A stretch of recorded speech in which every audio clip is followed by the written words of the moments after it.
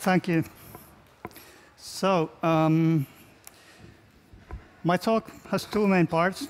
First, about the animation technology and tools that we are developing and researching, and then applications of the technology. And the first part is mainly about this new paper that we are publishing a week from now in SIGGRAPH in Vancouver. And also why I'm here is to say that we have open master's thesis and PhD candidate positions in the project. So if you're interested in that, please contact me. So first, problem definition. So 3D animating is slow, and it's a big part of game budgets nowadays. And why is that? It's because the human character is complex, and there's so many degrees of freedom, each bone to manipulate. And with the mouse, animator can manipulate just 2 degrees of freedom at a time. It's a lot of manual work. Of course, an obvious solution to the problem is motion capture. But then again, we need space and talent. And talent is maybe the most difficult part, recruiting the right persons. And then getting them to come again when you need to iterate and do retakes and so on, because we'd ideally like to have animation at very short notice. So when a game designer comes up with a new gameplay idea, then we need the animations right away for prototyping. And second problem is that nowadays, with help of Kinect, players can express themselves with gestures and voice and body movements. And for natural interaction, virtual characters would have to have the same degree of expressiveness, and we are not right yet there. So in this project, we are developing and researching AI, like loosely defined artificial intelligence, that reaches goals. So we are not defining the animations, we are just defining goals, and the synthesis system then synthesizes the animations. And let's look at the kinds of movements that we are after.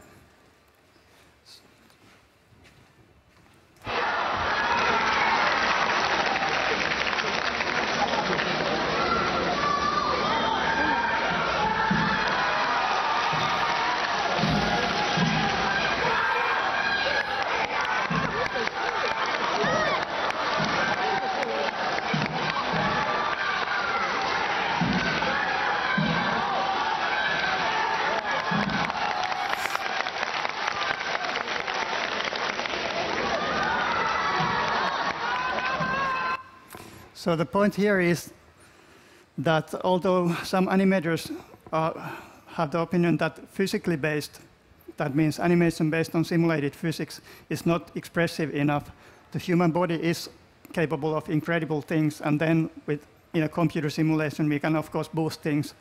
It doesn't have to be fully realistic, like considering muscle strength and so on. And we're also interested in flow.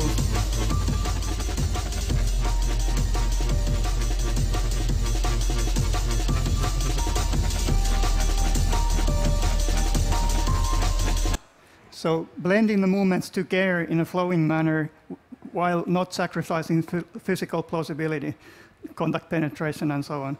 And this is especially difficult to do with just the non-physical systems. If we just have animation clips and we want to create flows of those clips, it doesn't really look like this.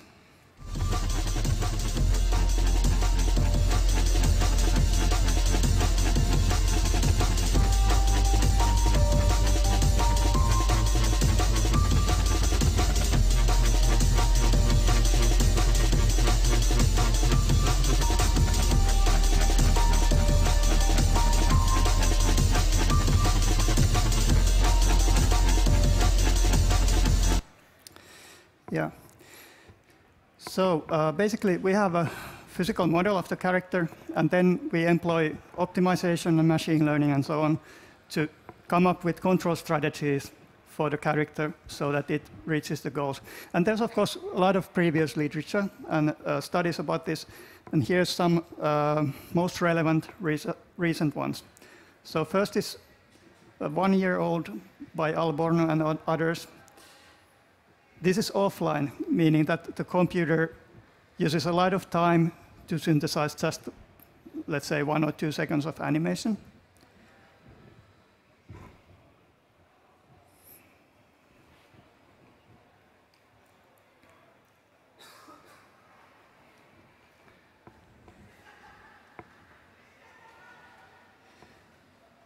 So, if I remember correctly, synthesizing each of these animations takes some dozens of minutes, or at least several minutes.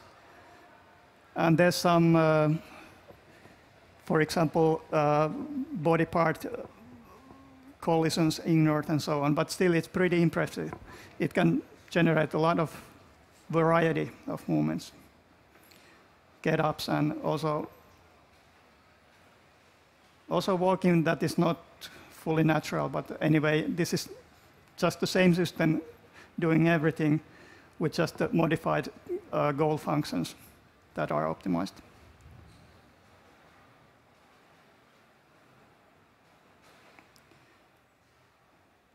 Let's see.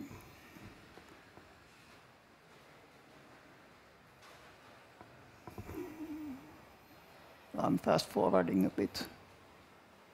So there's also head spins and stuff.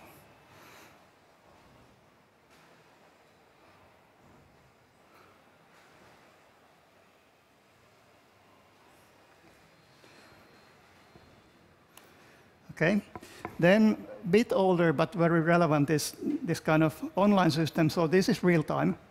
And there it doesn't look into the future or have any knowledge about the past and future. It just looks frame by frame and optimizes, for example, the shifting of the weight. And to achieve sequences of movements, there's a state machine on top of that. So there's like explicitly coded rules that if your mass center goes beyond the support polygon, then first lift this leg up, then move it to a certain point, and so on. So by chaining these kind of explicit goals, you can create animation in real time that reacts and could be used in games. This paper presents an optimization-based framework to synthesize responsive behaviors and physically realistic motions in a dynamic varying environment. The downside here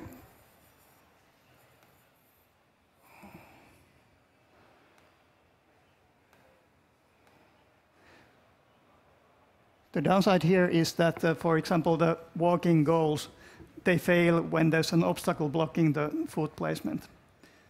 Sorry about that. I need to play it again. So there's some balancing. Balancing on one foot. Just the foot. Once the character balances, we add some pose objectives to make the character mimic a given pose. The programmer can also play with the friction coefficient to generate motion on a different surface. When the character stands on a slippery surface, her feet slide on the floor. More small steps are required to recover balance. By using the information from the synthetic visual sensory, the programmer can design controllers to create more autonomous virtual characters. For example, when receiving a strong push, the character decides to place her hand on the wall for additional support and balances herself. When the wall is too far, she has to take a step before reaching it. By introducing an additional wall, the character chooses to use both walls for support. Note that in these examples, the character is controlled by the same balance controller and receives the same external force. The variance in the output motion is entirely due to the differences in the environment settings. The character can also respond to a dynamically varying environment. In this example, the character has to dodge the flying objects while maintaining balance. To create more interesting animation, we give the character a stronger incentive to dodge objects that appear harmful. Our framework has the potential to synthesize multiple character interactions. This example demonstrates the collaborative interaction through physical contacts. When the child receives a strong push, he takes a step and reaches out for the adult's help. Our framework allows for intuitive controller design. A complex wall climbing motion can be generated by specifying kinematic constraints at the handholds and footholds. Only one guiding pose created by inverse kinematics is used in this example. Although highly constrained, purely... And these examples, if you read the SIGGRAPH paper that is available online already, there's more discussion about these and the differences to our method and the references to the papers. And these videos you can find on YouTube, of course. And then maybe closest to our system is this model predictive control system by Tassa from University of Washington. And model predictive control means that there's some kind of model here, a physics engine, that is used to simulate the world forward and try out different control strategies. So it's not operating just frame by frame, but looking into the future, which gives it more power. Let's see. They first demonstrate these kind of simple systems.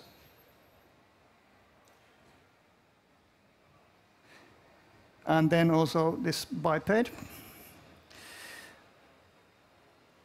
And this is based on differential dynamic programming, which is quite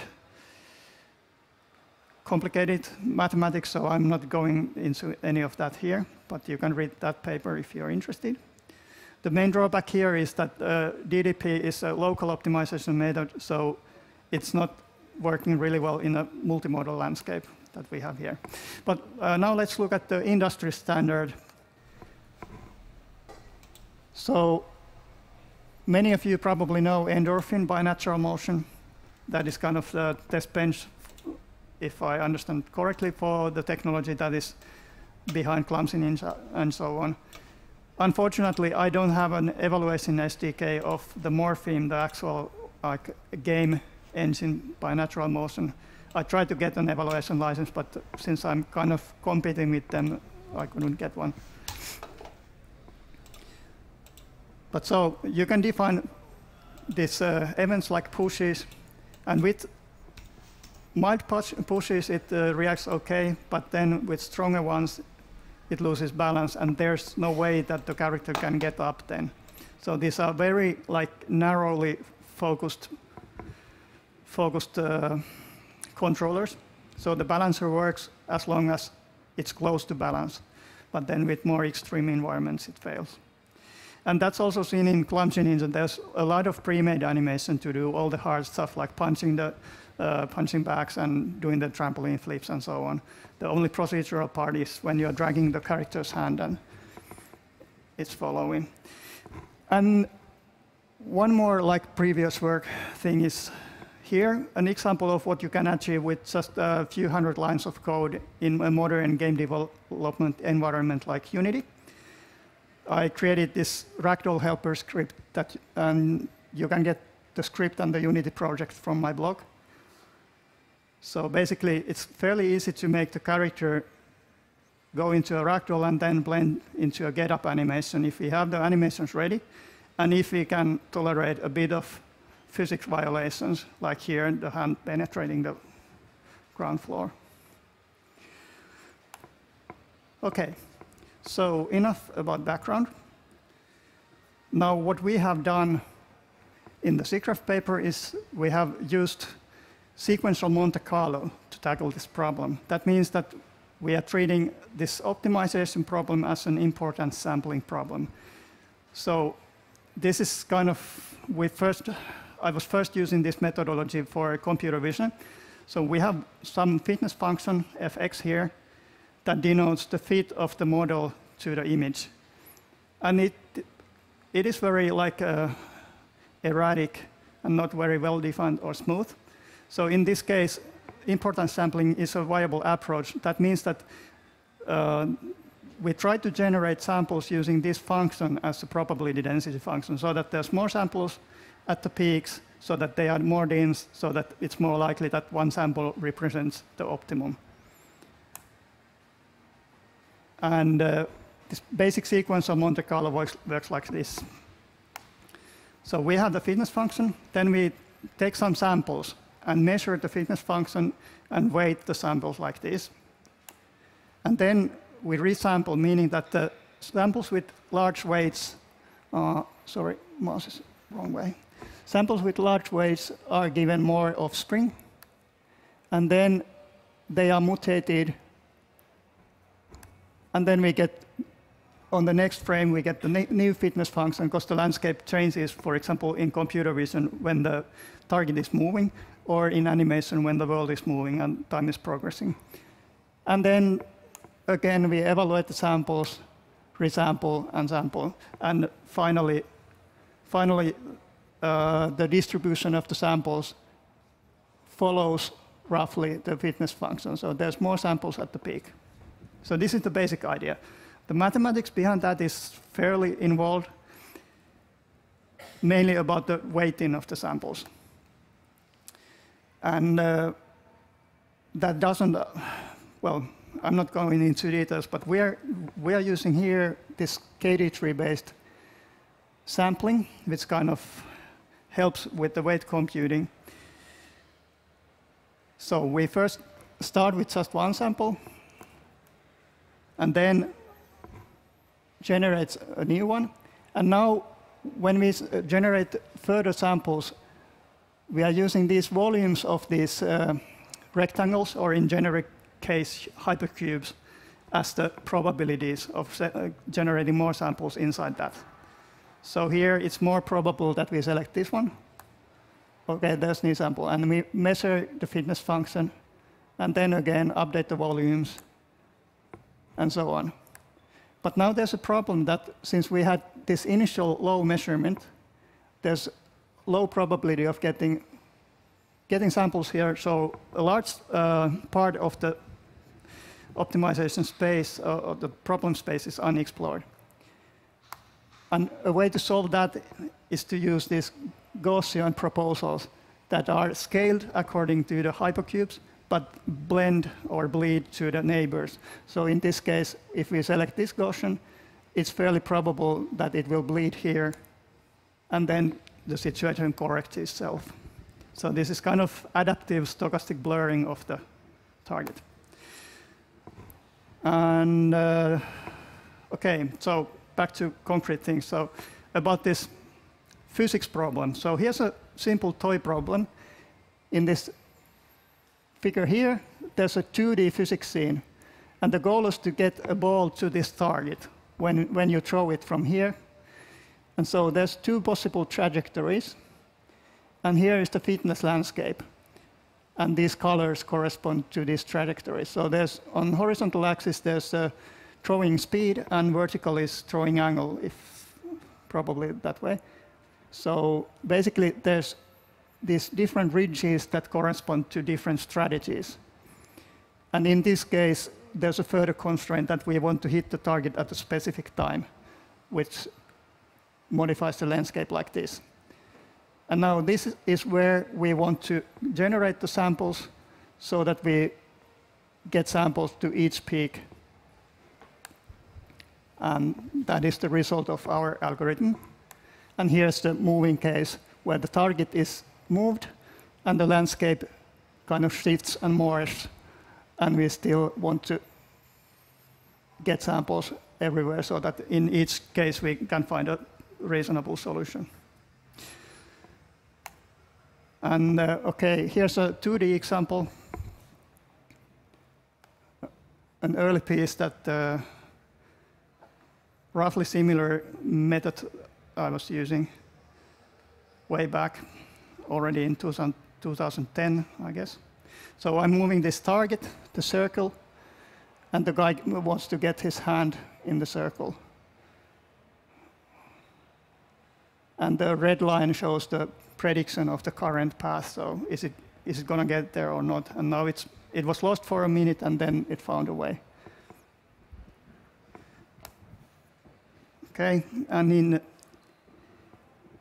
in 3D, it's of course more complex. And this is the model that we are using. So we have a skinned character with 15 bones modeled as the physics capsules, and motors in each joint. And we are using a patched open dynamics engine. We're doing this in Unity, but we have bolted ODE to Unity because we need to have multiple copies of the physics world. And at each frame, we need to simulate forward, rewind, simulate forward, and rewind. And that we can't do with Unity's built-in physics, because that's bound to the frame update. And this is how it looks like in Unity. So we have a mechanism character, and we just drop a motion optimizer script there, and it generates the physics and then starts controlling the character. And this is the final result.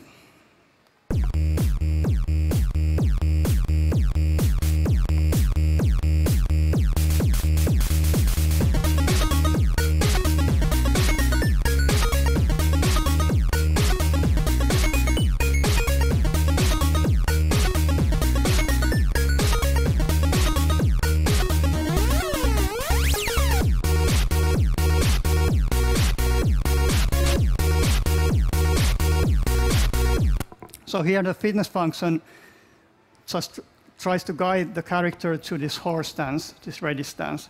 And this pose is the only bit of animation data that is available for the algorithm.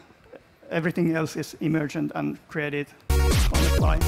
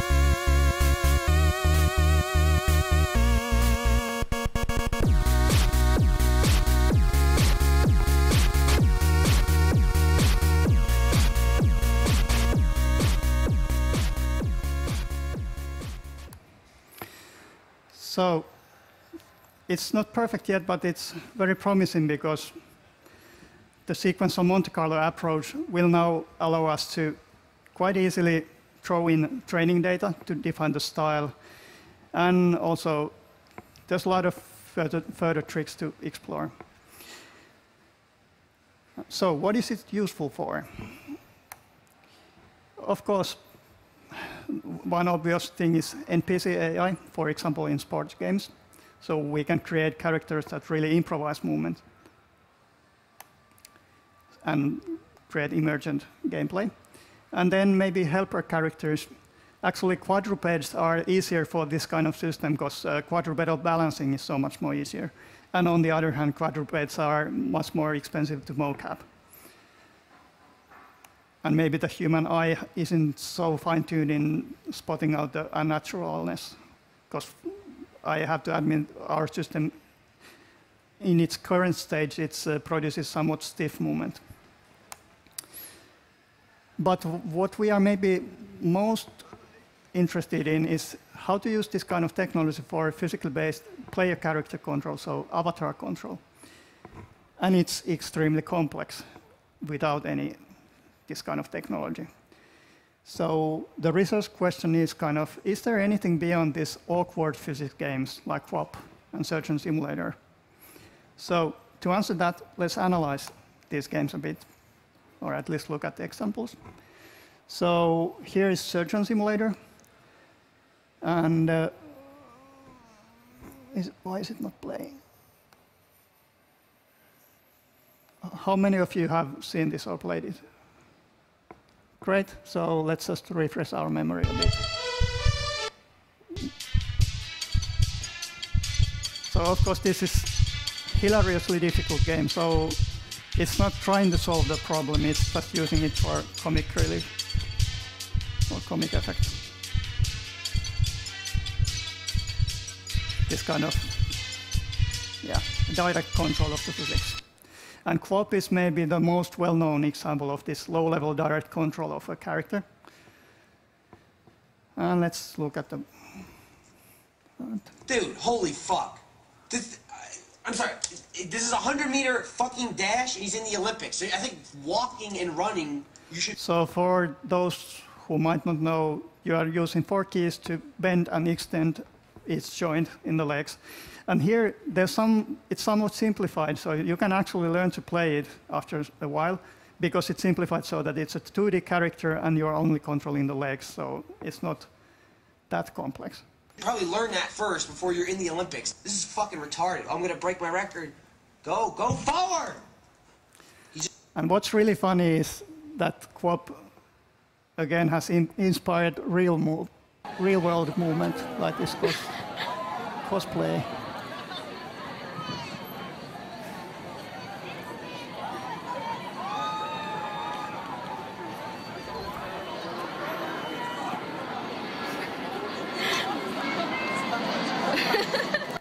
Yeah. But a bit of why is it so complex? And so because the interface is not natural, we can benefit from our previous automation of skill, because a lot of our walking, for example, is automated. We don't really know the exact muscle controls that we are using. And it's been so long time since we learned that we have completely forgotten about that. And one reason why athletes actually can fail under pressure is that they start becoming conscious about their movements, and then they kind of regress in skill. So a lot of skilled action depends on automation. And you can observe QWOP-like behavior only in toddlers when they really learn to walk. It's as awkward. But then after repeating again and again, it becomes automatic. And also digital games can't utilize many of the inputs that our brain and neural system has. So we get muscle feedback, vestibular feedback, and so on. And that's not available if you're just looking at the character on screen and only working based on the visuals. So this is too small. You can't probably see it, but it's a conceptual model of human motor system. So there's some input, then this conscious processing, I read this out. So stimulus identification, response selection, response programming. So okay, at this stage, your brain gives a command, okay, execute this kind of move, like punch or take a step. And then it goes over to the automation. So your brain triggers, lower levels trigger kind of a motor program. And that program is then adapted based on this muscle feedback and ambient vision and all that, which is reflexive and not available really for conscious processing. And that's the key for our skilled actions. And then only this outer feedback loop, which is really slow to process, about 200, 300 milliseconds, this processes the focal vision, for example. And in co-op, we really don't have this inner adaptation going on. We only are processing on the outer focal feedback, focal vision feedback, like in a simplified, to put it in a simplified way. So games have to simplify some other way. And for example, in trials, it's a good example of using direct physics-based control, but constraining the movement so much that it becomes tractable and easy. So basically, there's a character like in co-op that is 2D, but it's fixed to a bike.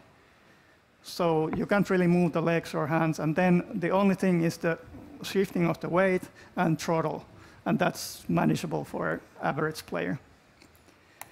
Another strategy is to not actually control each joint angle, but just control the timing.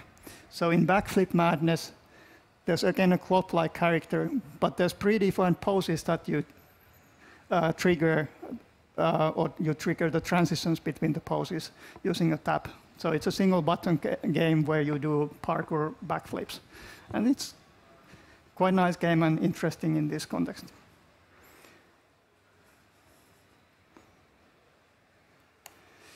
And then there's, of course, Storybash, which doesn't have simplifications in the geometry or 2D or anything. So it's full 3D character, but it uses slow motion, or actually it freezes time. So you have as much time as you want to decide the strategy, and then you step so set up the simulation forward. So you go to setup.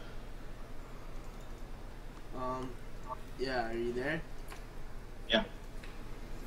Okay. What you gotta do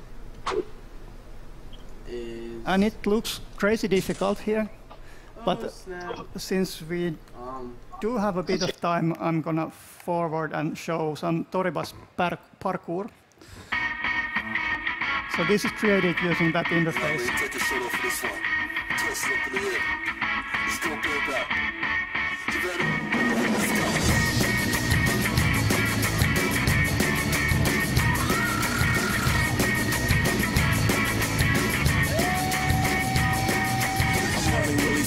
I'm running out of gas. The ones who can't keep up are the ones who's on my ass. Those who know my name, they like 10 steps ahead of me. Knowing I'm on fire and I'm always ready. Boom, boom, let me go where I go. So it's kind of spastic, but really unique, and I can see the appeal. So okay, now if you look at the big picture, we could see that there's this kind of continuum of the level of control over physics and animation. So on this other end of the continuum, there are the awkward physics and low-level direct control. And here, on the other end, is just you press a button and animation plays out. But so what's here in between? There's some previous examples like Ragdoll Kung Fu and Vertigo that are games where the player is actually using IK, similar to animation. So you are dragging hands and limbs. You're not using FK, so controlling the angles, but you are using the end effectors. And that's kind of a bit higher level approach. But so maybe this kind of motion optimization technology would let us explore this unexplored space. So here's some examples. These are just concepts now, and now we are working on these in the research. So what can we achieve if we combine Toribas and our system? It could be something like this. So in this video mock-up, I'm controlling the camera with the mouse and then clicking to give commands like block with left hand, and then the AI figures out how to block with the left hand. So it's a bit more advanced than basic IK, and we are giving a punch target, a punch there. And I guess it would have to play in slow motion, but you could probably, since it would be a full simulation, you could probably actually learn about wrestling and tactics, like how to dodge and how to dodge without losing balance and so on. And another example could be trials taken into full 3D, so all kind of rotations with the bike. And in this case, I would imagine that the player is actually using IK, similar to animation. So you are dragging hands and limbs. You're not using FK, so controlling the angles, but you are using the end effectors. And that's kind of a bit higher level approach. But so maybe this kind of motion optimization technology would let us explore this unexplored space. So you are controlling the driver, like for example with analog sticks, how it's turning the bike, and then the AI figures out how to actually use the driver's body to achieve that goal. So that would possibly result in something like Danny McCaskill's driving in this video.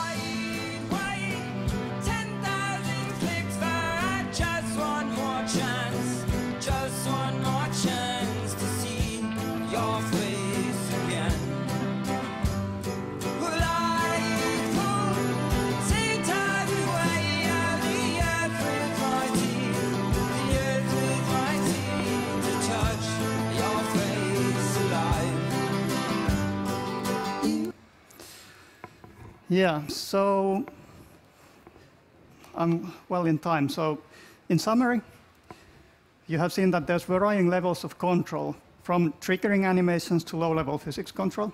And there's various ways to simplify the physics control problem, using 2D, using slow motion, controlling timing instead of joints. And maybe now with new technology, we can let the player give higher level goals and then let the AI realize those goals.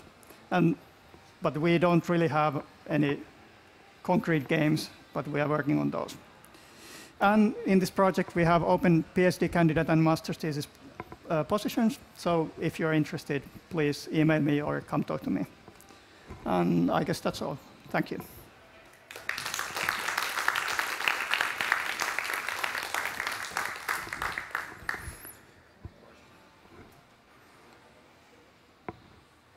No questions. Okay.